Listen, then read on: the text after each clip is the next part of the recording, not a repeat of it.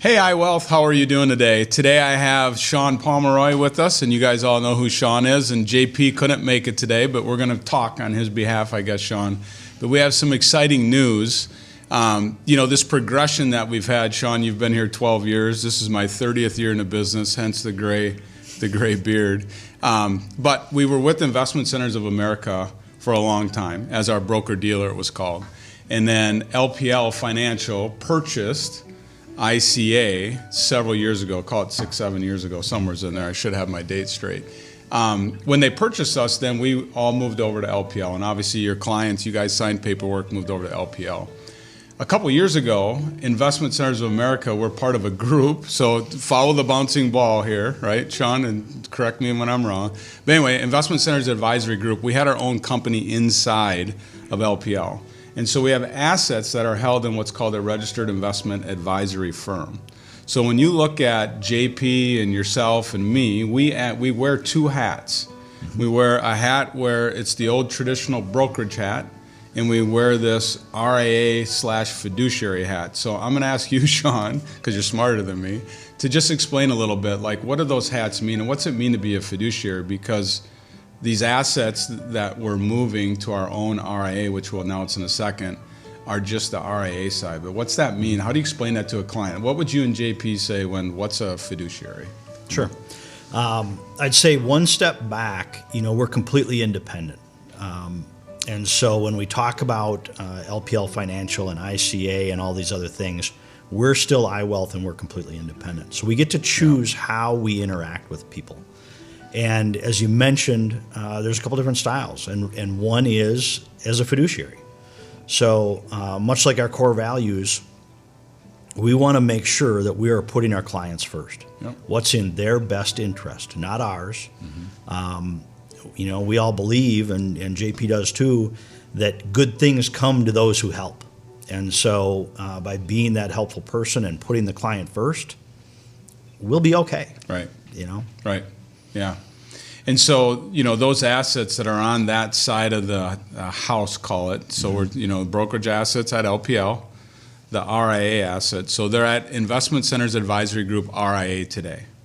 And they used to be ICA RIA, then LPL RIA, now ICAG RIA. So again, following the bouncing ball, what we are doing is we're establishing our own RIA. It's going to be called the iWealth Financial RIA.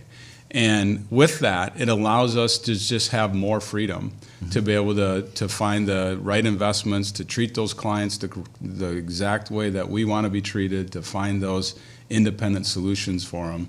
And so, with that change, Shawn, there's going to be some things to sign. Do you want to maybe talk a little bit about, because we've been through this already, and you too have as a client. So, absolutely. First and foremost, clients, your investments aren't changing. So when we talk about this RIA and that your assets are there, really your accounts may be someplace else. They may be at a specific firm where we've chosen to invest those assets and manage those dollars. That's not going to change. Right. What's really changing is some of the compliance behind the scenes and those people we rely on to help us be that fiduciary, to make sure that we are doing things in your best interest. Yeah.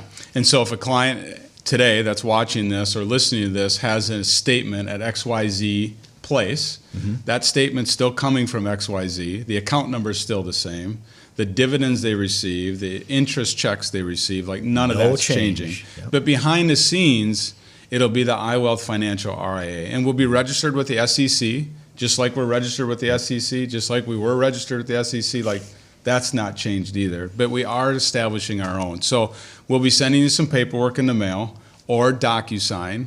We'll be sending a letter to kind of explain this to, and we'll certainly be by the phone to be able to answer any of those questions. But we've been down this road before with clients, and unfortunately, yes, you have to sign. The nice thing about it is a husband and wife have to sign one document for all accounts. And again, count numbers and things don't change. So I'm excited about it. I think it's really going to allow us to continue to grow and to help our clients as we go through the future. But is there anything that I missed or anything that you would throw in, Shawn, with regards to the clients and how it affects them? The key is it's going to be easy. It's not going to make any change in your accounts, not going to change your paychecks, and we're going to make it as easy as we can by meeting you where you want to do things. So whether that's electronic signature, pen and paper. Unfortunately, we can't just do it by over the phone. But, Right. But yeah, here to answer the questions and to walk through, what this means, and I'm looking forward to it. It's going to be nice to take control of that piece in our business. Yeah, for sure. Well, thank you so much for being here today, Shawn. And again, JP wasn't able to make it, but he will be there by the phone as well as the rest of the team at iWealth to answer any questions you have. And thank you so much for being trusted clients of iWealth. We don't exist unless you're our client. So have a great day.